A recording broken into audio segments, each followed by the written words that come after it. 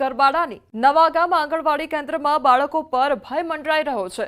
આ આંગણવાડીમાં 47 બાળકો અભ્યાસ કરવા માટે આવે છે, પરંતુ આંગણવાડી અતિ જર્જરિત હાલતમાં જોવા મળી રહી છે।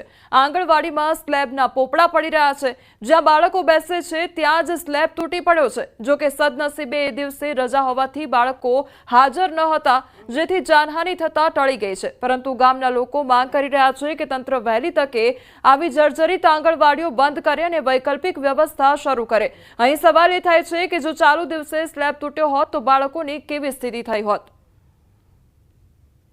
જે નવાગામમાં આપણે આંગણવાડી આવેલી છે તે ગઈકાલે રવિવાર હતો, એના લીધે છોકરાઓ નહીં હતા, નહીં તો 40 થી 50 જણ છોકરાઓ અહીંયા આવીને ડેલી બેહે બરાબર। અહીંયાથી આપણે દેખો આ ઓદરી ગયું છે ને નીચેથી પોપડા, કદાચ છોકરાઓ રહેતા તો શું થતું, એમની દશા કોણ જવાબદારી એમનું લેતું, બરાબર ને? તમારે શું માંગ છે? મારે બીજું કઈ નથી। આ બાલવાડી ઘણા અમે જ્યારેથી ભણે ત્યારથી આવું છે, એને દેખો આ બધું કેવી રીતનું થઈ રહ્યું, ખાલી આને રિપેર જ કામ કરે છે, બીજું કોઈ નવી બનાવતા નથી। આંગણવાડી અમારે છે ને અહીંયા છોકરા બધા પેલા ગરીગી છે, આંગણવાડીમાં અમારા પોપડા ને આ બધા નીચે ગરીગી છે, અને કોઈ બી આ બધું 60 છોકરા ભણે છે, એની ઉપર કોઈ બી પડી ગયા એ ભાંગી જાય તો કોઈ બી જવાબદારી નથી। એટલે આ આંગણવાડીમાં કોઈ બી નવી બનાવે તો આરામ। મારી એટલી અરજ છે કે અમારે ગરબાડા નવાગામની આંગણવાડી અંદર પોપડા એટલી પડી ગયા છે, તો ગઈકાલે પડ્યા તો કાલે છોકરા નહોતા નિશાળમાં, એટલે કોઈને વાગ્યું નથી, પણ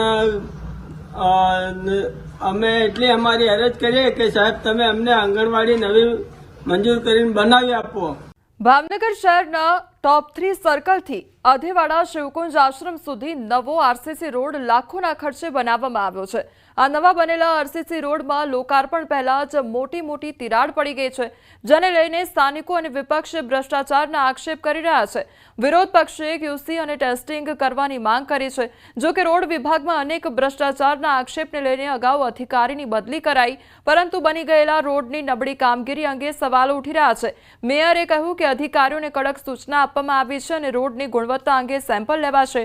કોઈપણ પ્રકારની નમૂનાઓ મિસગાઈડ થશે તો કડક કાર્યવાહી પણ કરવામાં આવશે। કે ત્યાં તિરાડો પડેલી છે, ત્યારે અમે સોશિયલ મીડિયામાં પણ જોયું અને તંત્ર દ્વારા એવું જાહેર કરવામાં આવે છે કે એ રોડમાં કોઈ પણ જાતનું કઈ મિસ્ટેક નથી, અને એ ચોખ્ખું જ દેખાઈ રહ્યું છે કે યુવાન તરીકે, એક સામાન્ય નાગરિક તરીકે મને દેખાઈ રહ્યું છે કે આમાં ભ્રષ્ટાચાર થયેલો છે। રૂકીચંદ બાપા સર્કલથી અધેવાડા સુધીનો જે આરસીસી રોડ બનાવવામાં આવ્યો છે, મેં ત્યાં રૂબરૂ સ્થળની મુલાકાત લીધી હતી। મેં ત્યાં જોયું કે ઓછામાં ઓછી 3 થી 4 જગ્યા એવી છે જ્યાં મોટી અત્યારે તિરાડો દેખાય છે। તો હું આમાં સ્પષ્ટ મને માનું છું કે આમાં બહુ મોટો ભ્રષ્ટાચાર થયો એવી ગંધ આવે છે। ક્યાંય ફરિયાદ નથી। આ તમે જે ફરિયાદ કરી રહ્યા છો તે પીસીસી પહેલાં બાંધવાનું હોય, નીચેનું જમીનની નીચે મજબૂતાઈ કરવા માટેનું એ બની રહ્યું છે, એમાં કદાચ તમને ફરિયાદ આવી હોઈ શકે। બાકી મેઇન રોડ ઉપર, મેઇન ક્વોલિટી ઉપર ક્યાંય ફરિયાદ આવી નથી। જૂનાગઢ દામોદર કુંડમાં લોકોના પ્રવેશ પર પ્રતિબંધ મુકાતા શ્રદ્ધાળુઓમાં ભારે રોષ જોવા મળી રહ્યો છે। દામોદર કુંડ, જટાશંકર સહિતના 37 જળાશયો પર લોકોની અવરજવર પર 3 ઓક્ટોબર સુધી પ્રતિબંધ મૂકવામાં આવ્યો છે। ત્યારે દૂરથી આવેલા શ્રદ્ધાળુઓ શું કહી રહ્યા છે તે સાંભળો। પ્રતિબંધ શાના માટે મૂકવામાં આવે છે કે આજે પ્રજા અહીંયા કોઈ પણ કાર્ય કરે, પિતૃ પધરાવા આવે અને નાહવા માટે પણ આવતા હોય, શ્રદ્ધાળુ ઘણા ભક્તિભાવથી આવતા હોય કે અમે દામાકુંડ નાહી આવીએ અને સારી રીતે આના આશીર્વાદ મેળવી આવે, પર તંત્ર એમ કે વરસાદને હિસાબે ને આના હિસાબે અહીંયા પ્રતિબંધ મૂકવામાં આવે, પણ એ શક્ય નથી। અત્યારે કોઈ એવો વરસાદી માહોલ નથી કે એટલું પૂર નથી કે તેની અંદર કોઈ માણસ કે વ્યક્તિઓને તકલીફ પડે। ત્યાં આદિ અનાદિકાળથી દામોદર તીર્થક્ષેત્ર જેવો વિસ્તાર છે, તો એ ત્યાં આગળ તર્પણ કર્મ, પિતૃ શ્રાદ્ધ કર્મ, એમાં પણ પાછળ શ્રાવણ ભાદરવાનો મહિનો, પિતૃનો મહિનો અને આધ્યાત્મિકતાનો સમય છે। આવા સમયની અંદર જાહેરનામું પાડે, હા વરસાદ હોય, પૂર ઉપરથી હોય, તંત્ર દ્વારા પોલીસ સ્ટાફની વ્યવસ્થા કરે, એમાં પણ અમે એક સહભાગી છીએ કે નહીં ભાઈ, લોકોની જાનહાની થાય તો વસ્તુ યોગ્ય છે। છોટાઉદેપુર જિલ્લાના નસવાડી તાલુકા ડણી ગામની એક મહિલા સરપંચ ચૂંટણીમાં જીત તો મેળવી, પરંતુ તે પંચાયતના સરપંચ તરીકે ચાર્જ લેવા તૈયાર નથી. તેની પાછળનું કારણ છે ગામમાં થયેલ ભ્રષ્ટાચાર. વાત જાણે એમ છે કે અગાઉના સરપંચ અને વહીવટદાર દ્વારા ગામના વિકાસના કામોમાં મોટા પાયે ભ્રષ્ટાચાર કર્યો હોવાનું સામે આવ્યું છે. પંચાયતની પહેલી મીટિંગમાં સરપંચ મીરાબેન ઉપસ્થિત રહ્યા. આ મીટિંગમાં પંચાયતના તમામ રેકોર્ડ નવા ચૂંટાયેલા સરપંચને આપવાના હોય છે, પરંતુ તલાટી અને વહીવટદાર દ્વારા રેકોર્ડ ન અપાતા મીરાબેનને શંકા ગઈ અને તપાસ કરતા જાણવા મળ્યું કે વર્ષ 2021, 2022, 2023 સુધીનું મિલકત રજિસ્ટર કોરું હતું, જ્યારે આ વર્ષમાં લાખો રૂપિયાના કામો કરવામાં આવ્યા હોવા છતાં રજિસ્ટરમાં ચડાવવામાં આવ્યા ન હતા.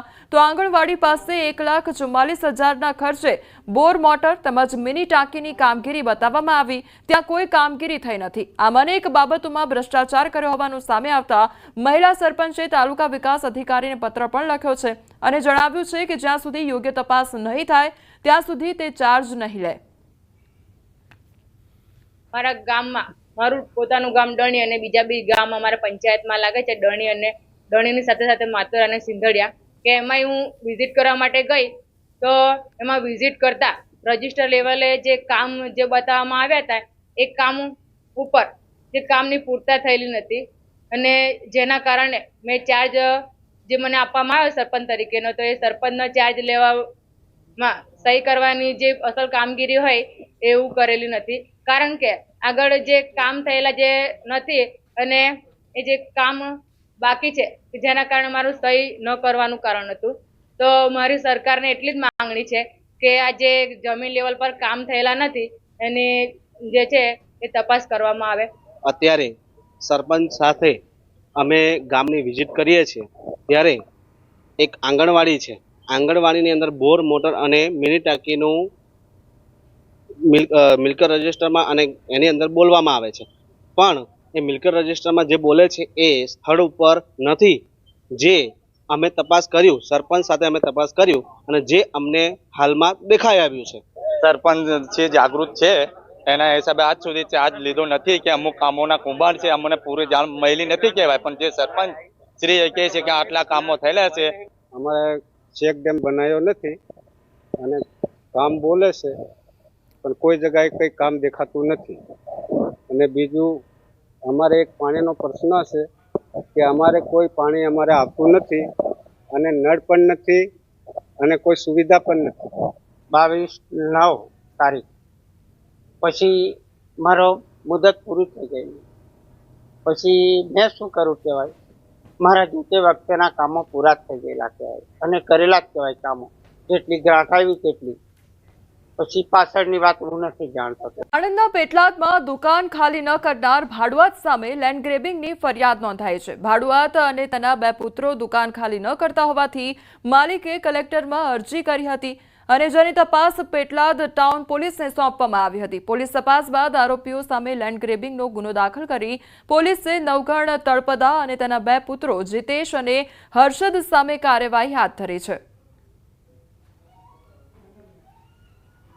કલેક્ટર શ્રી આણંદ તરફ લેન્ડ ગ્રેબિંગની અરજી કરેલી, તેના આધારે એસટીપીઓ પેટલાદ અને એસડીએમ કલેક્ટરની જે તપાસ થતી હોય છે એના આધારે ફરિયાદ દાખલ કરેલી છે કલેક્ટરશ્રીના હુકમ મુજબ. અને એમાં આરોપી નવગણભાઈ ગાંડાભાઈ, જીતેશ તથા હર્ષદ આ ત્રણેયને એરેસ્ટ કરવામાં આવ્યા છે. દેવગઢ બારિયામાં ખોટી રીતે સરકારી લાભ લેતા રેશન કાર્ડ ધારકોનો પર્દાફાશ થયો છે. બારિયા તાલુકામાં 295 NFSA રેશન કાર્ડ ધારકો રડારમાં આવ્યા છે.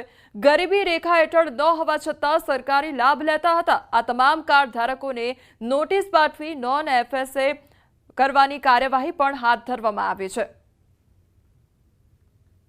સેન્ટ્રલ સર્વરમાંથી ડેટા અત્રેની કચેરીને મળેલ છે કે જે કાર્ડ ધારકોના ઇન્કમટેક્સ રિટર્નમાં આવક મર્યાદા એ લોકોએ 6 લાખ કરતાં વધુ બતાવી હોય તેવા કાર્ડ ધારકોની યાદી મળતા એવી 295 કાર્ડ ધારકોની યાદી મળેલ છે. તે તમામ કાર્ડ ધારકોને અત્રેની કચેરી દ્વારા નોટિસ આપવામાં આવેલી છે અને તેઓના ખુલાસા મેળવી અને અત્યાર સુધી 195 જેટલા કાર્ડ ધારકોના ખુલાસા મળેથી તેઓના કાર્ડ નોન NFSA કરવામાં આવ્યા છે અને બાકીના કાર્ડ ધારકોને પણ નોટિસ બજાવીને આગળની કાર્યવાહી હાલ ચાલી રહી છે. રાજકોટમાં આઈટી વિભાગના દરોડા બાદ સીએ પ્રણવ શાહે ખુલાસો કર્યો છે. તેમણે કહ્યું કે આઈટી વિભાગે તપાસ કરી છે, પણ 200 કરોડની વાત હતી તે ખોટી છે. રાજકીય પાર્ટીઓને ફંડ આપવાને લઈને પટના, ગાંધીધામ અને રાજકોટના અધિકારીઓ દ્વારા સર્ચ ઓપરેશન કરવામાં આવ્યું હતું. 2023-24માં અમદાવાદની આમ જનમત પાર્ટીનું ઓડિટ કરેલું હતું. અમારી ઓફિસમાંથી ક્યાંય 200 કરોડનું દાન આપ્યું નથી. આઈટીના અધિકારીઓએ સર્ચ પૂરું કર્યું અને અમને રિલીવ કર્યા છે તેવી વાત કરી છે. પાસે પંચનામાની કોપીઝ છે કે જે ઇન્કમ ટેક્સ અમારી પાસેથી લઈ ગયું છે, એમાં અંદર ક્યાંય એવો ઉલ્લેખ નથી કે ભાઈ આની અંદર 200 કરોડના દસ્તાવેજ લઈ ગયા છે. અમારી ઓફિસ ઓપન થઈ ગઈ છે, અમને રિલીવ કરી દેવામાં આવ્યા છે અને જે એકાઉન્ટન્ટ થ્રુ આ આવ્યું હતું એના નામ અમે ઇન્કમ ટેક્સ ડિપાર્ટમેન્ટને આપવામાં આવેલા છે. અમે કોઈ રાજકીય પાર્ટીને દાન અપાવેલ નથી. ખાસ કરીને આમ જનમત પાર્ટીને અમે કોઈ દાન અપાવેલ નથી.